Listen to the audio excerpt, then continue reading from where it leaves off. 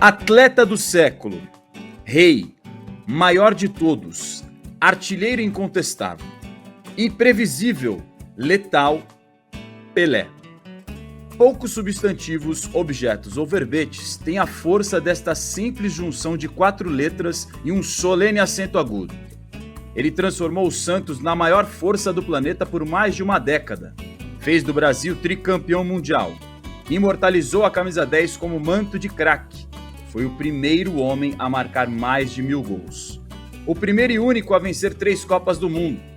Foi o mais jovem a fazer gol, aliás, gol não, né? Golaço em final de Copa com apenas 17 anos. Tenta levantar para Pelé, escorregou na hora, para no peito, domina, drible espetacular, bate a tira, gol!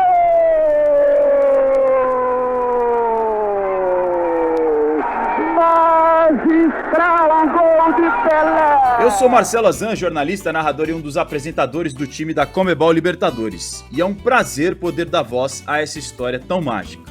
O maior gênio do nosso futebol fez de tudo um pouco em sua estrelada trajetória. Por isso, a Conmebol Libertadores traz os fatos mais marcantes da carreira do rei em 10 episódios. Hoje, começamos lá atrás, contando a história do menino por trás do rei, do pequeno Pelé, ou melhor, o Dico, como era chamado em casa, porque Pelé só no futebol, né? Para contar essa história, vamos conversar com o canhão da Vila e ídolo do Santos, seu Pepe, com o Guilherme Guarchi, historiador do Peixe, Rodrigo, craque revelado pelo Santos e atual jogador do Real Madrid, e com os jornalistas Ted Sartori e Celso Unzelt. Ele que já faturou tantas de bola parada, tanto na marca do pênalti como de longa distância, agora está preparado para a sua consagração, para entrar para a história do futebol universal, de uma vez por todas, Pelé. Quase o mesmo espaço de tempo separa o surgimento de ídolos do futebol brasileiro. 19 anos entre Friedenreich e Leônidas da Silva, 20 anos entre a geração de Leônidas para de Pelé e Garrincha. Será que existe essa história de que o universo conspira a favor? A mãe é Celeste. O filho jogou em apenas 2 clubes, Santos e Cosmos. A conquista do 1000º gol e da Lua no mesmo ano. Estaria tudo escrito nas estrelas? Nascido no dia 23 de outubro de 1940, na pequena cidade de Três Corações, Minas Gerais, Pelé se mudou para Bauru em 1944, ano em que o pai, também jogador de futebol conhecido como Dondinho, acertou com o Bauru Atlético Clube. Ele vem de uma família das classes populares, que trabalhava duro para educar os filhos. Você vai saber um pouquinho mais do início dessa história com o jornalista e historiador Celso Unzelt.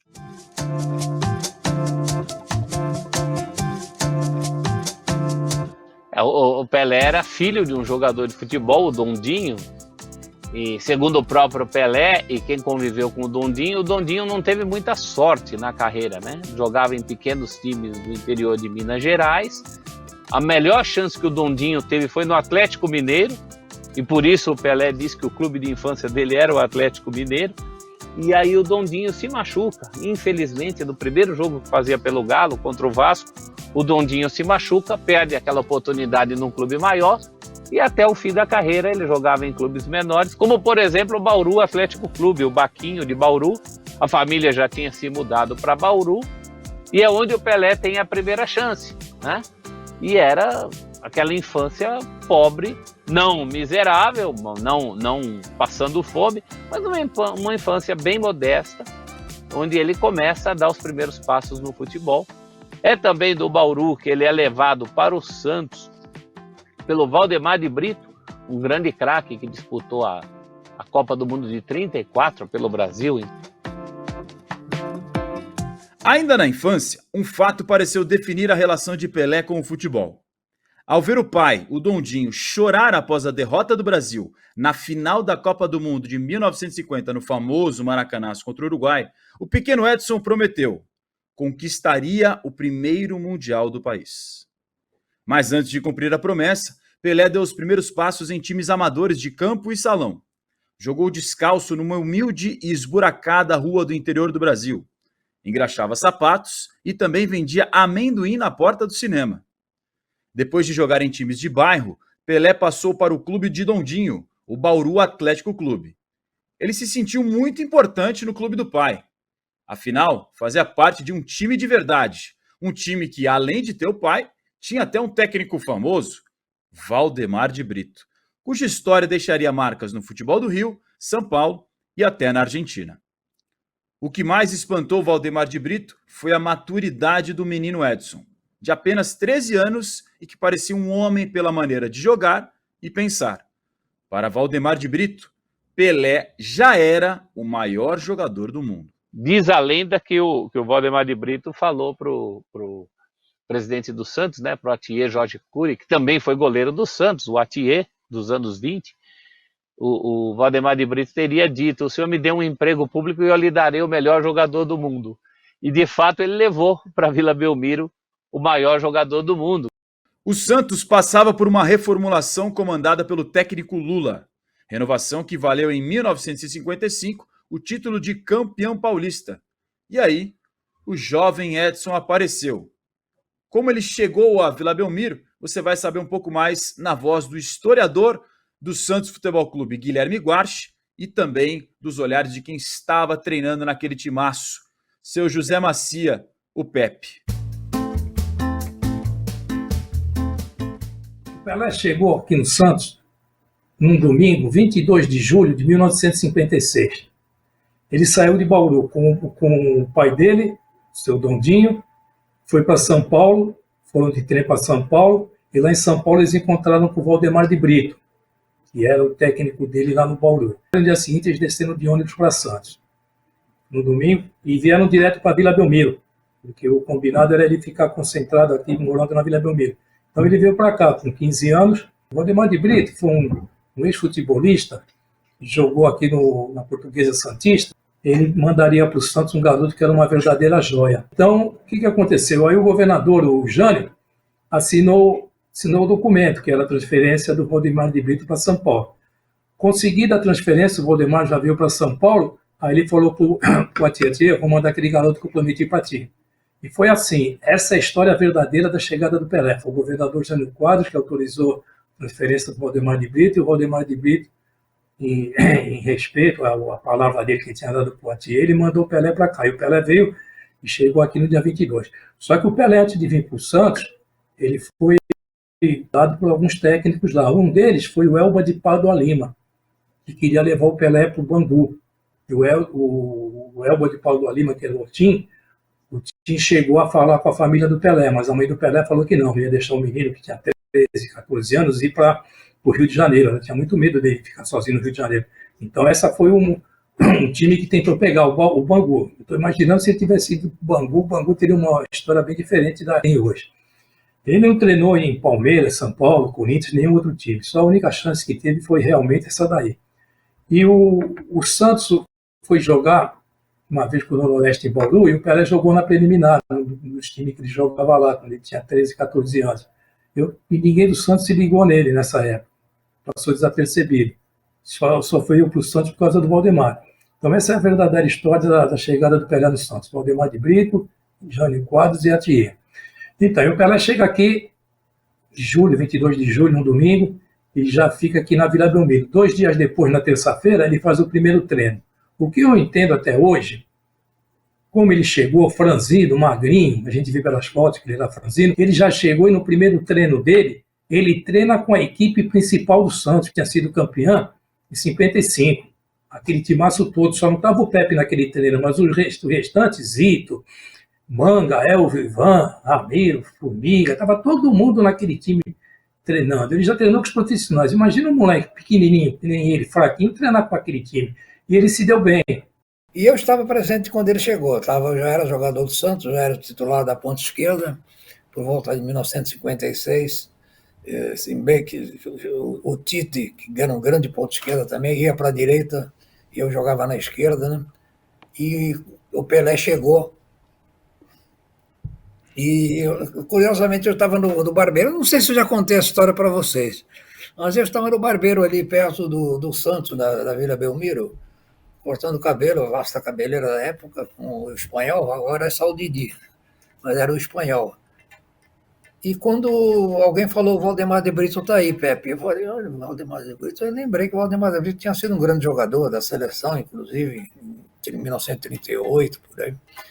E ele veio falar comigo. Ele falou: Pepe, estou trazendo um garoto para fazer um teste aí, vocês vão gostar, ele joga muito bem. Eu digo: qual é o nome dele? Eu podendo ajudar, pode contar comigo. Não, pode ficar tranquilo que você vai ver que ele realmente merece estar fazendo esse teste no Santos. O nome dele é Edson Arantes do Nascimento e o apelido é Pelé.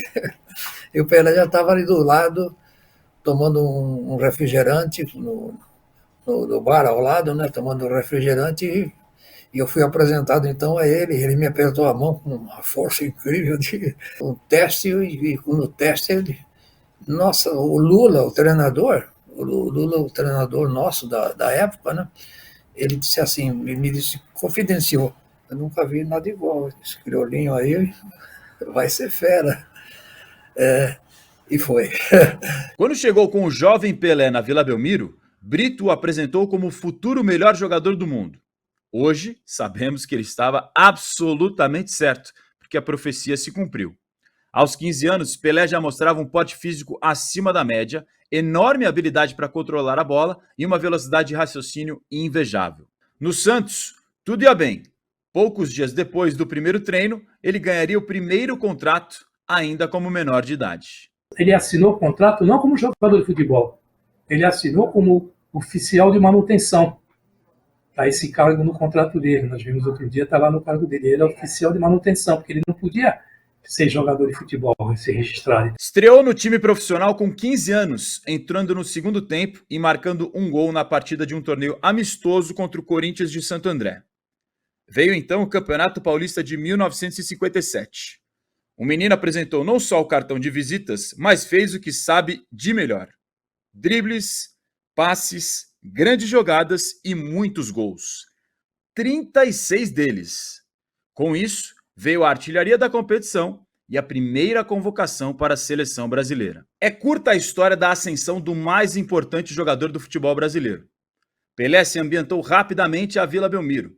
O mais difícil era a saudade da família. Duro mesmo era se adaptar a morar numa pensão em uma cidade desconhecida, cidade de praia. Tudo tão diferente da vida do interior. Então ele jogou aqui uma partida contra o Jabaquara, que é outro time profissional aqui da cidade. Ele jogou contra o Jabuca. E nesse dia, 1-0. E ele teve um pênalti, ele foi encarregado de bater esse pênalti. O que aconteceu? Ele chutou por cima da trave e perdeu o pênalti. Aí no vestiário, ele foi pro vestiário, chateado, chorando, tudo. Falou que não queria ficar mais aqui, que queria voltar para Bauru, porque ele perdeu o pênalti, que ele não ia ser feliz. Aí começou a se lamentar. Aí tudo bem, o pessoal consolou, falou: deixa disso, moleque. O Salu da Bandinha, que era um dos técnicos do time, falou: deixa disso, garoto. Vai ter um futuro melhor, perder pênalti, todo mundo perde, tu não vai ser o primeiro. Mas ele não se conformou com as palavras do Salu e, à noite, que ele morava aqui atrás do gol, em cima do vestiário principal, ele pegou a mala dele, colocou chinelo, calça, camisa, pegou tudo e estava saindo. Quando ele estava atravessando a rua para ir embora, o Sabuzinho, que era o roupeiro do clube naquela época, o Sabuzinho viu e deu um grito para ele: moleque, tá indo para onde? Peraí. Aí foi lá conversar com ele, o Pelé falou: estou com muita saudade da minha mãe, saudade do meu pai, eu queria voltar para lá. Aí ele falou: não, saudade tu vai sentir, mas tu vai poder voltar lá a hora que tu quiser, só que agora tu vai voltar para a concentração, vai dormir, porque perder pênalti, tu vai perder muito pênalti na tua carreira. Tu tem uma carreira esplêndida, já deu para perceber que tu é um garoto de futuro, tu é um craque, então vai lá, pega tuas coisas, coloca, não fica pensando mais nisso, tu vai perder muito pênalti, mas em compensação tu vai marcar muitos gols de pênalti também. Vai lá, pode ir lá, que eu garanto aqui, ninguém vai mexer contigo, ninguém vai falar mais nesse lance, pode subir e dormir. Aí ele subiu e dormiu. Então eu acho que a torcida do Santos deve muito ao Sabuzinho a ficada do Pelé aqui na Vila Belmiro. Ele ficou aqui com a gente, se ele tivesse ido embora, talvez a história do clube fosse outra, talvez nem eu estivesse aqui contando história. Ele chegou a fazer as malas e ele estava fugindo da concentração do Santos, ele estava indo embora. O Pelé até me disse, fiz a minha malinha, era uma malinha caqui, daquela cor de mala antiga, né? O Pelé estava indo embora de madrugada, escondido. Só que tinha um funcionário do Santos chamado Sabu, que era um faz-tudo ali do Santos, ele estava voltando da feira. Ele ia fazer feira de madrugada e ele flagrou o moleque, o Pelé, indo embora. E aí o Sabu falou, onde é que você vai, moleque? Ele falou, não, tô voltando para Bauru, tô triste que perdi o pênalti. Aí esse Sabuzinho deu uma bronca no Pelé, falou assim, volta já para lá, e evitou que o Pelé largasse tudo. Imagina se o Pelé fosse embora, né? Com seu futebol de exceção, não poderia deixar de ir bem nunca. Estranhou um pouco no começo, é verdade, mas só no comecinho. Aquele negócio de clube grande que uns dias antes em Bauru parecia apenas um sonho, agora era realidade. Ele estava ao lado de craques que antes só apareciam para ele nos jornais e nas vozes dos locutores de rádio. Depois de passar duras necessidades com sua família humilde, começava a ser descoberto pelo mundo. Eu disse que Pelé é de 3 corações, mas isso é o que está lá na certidão, nos registros do cartório. Nas histórias do futebol, e essas são as que contam, Pelé é de milhões e milhões de corações brasileiros e de apaixonados por futebol no mundo inteiro. Que laboratório poderia produzir um Garrincha ou um Pelé? Esses artistas nasceram em campos livres, nas peladas, pelo amor à bola e ao futebol. É um pouco sobre isso que nos conta o jornalista Ted Sartori, que acompanhou os passos do rei depois do fim da carreira e também é um grande estudioso da história do rei. Até o Pelé surgir, Pelé não significava nada em língua alguma, né? Hoje em dia não, há muito tempo significa tudo, né? Pelé não fazia uma jogada que não fosse pensada, e pensada de olhos abertos, aqueles olhos de criança, escancarados, descobrindo o mundo. Por isso, o menino que se criou em Bauru, transfigurou o Santos e trouxe a mística da vitória para o futebol brasileiro, não pode andar em rua nenhuma, de nenhuma cidade do mundo onde o futebol seja futebol. É saudado em todas as línguas como o maior ídolo que o esporte mais popular da Terra já produziu. Só podia ser Pelé assim, sem mudar nada. Nem mesmo os dias de dificuldades, que não foram poucos, mas que o fizeram crescer. O rei com a mão na cintura, a coroa levantada, abaixa-se ele, o rei vai tomar distância, todo o fotógrafo para fora da grande área, volta-se, ele agora demonstra estar tranquilo. E sabe quem também está seguindo os mesmos passos? Rodrigo, o novo raio da Vila Belmiro. Em 2012, quando houve o centenário do Santos, Rodrigo era apenas uma criança e tirou foto com o Pelé e com o Neymar. Ele conversou com a gente sobre a relação com o rei, a sua humildade e o que falam do Pelé lá fora e como ele se inspira no maior de todos os tempos. Lembro, com certeza. Lembro que eu fiquei bem emocionado, assim, eu lembro até hoje. A gente estava no Memorial das Conquistas do Santos, na hora que eu cheguei, assim, o Pelé já estava lá, e ele me chamou e me deu um abraço, chamou todos os meninos da base que estavam naquele evento, começou a abraçar todo mundo. Na hora eu nem tive reação, assim, mas eu fiquei emocionado de estar sendo abraçado pelo rei do meu esporte, né, do esporte que eu pratico. E, claro, a gente sabe tudo que o Pelé significa pra gente, e lembro desse dia como se fosse ontem. Bom, o que mais me chama a atenção nele é a simplicidade, a humildade dele. Ele foi, como eu falei, super gentil comigo.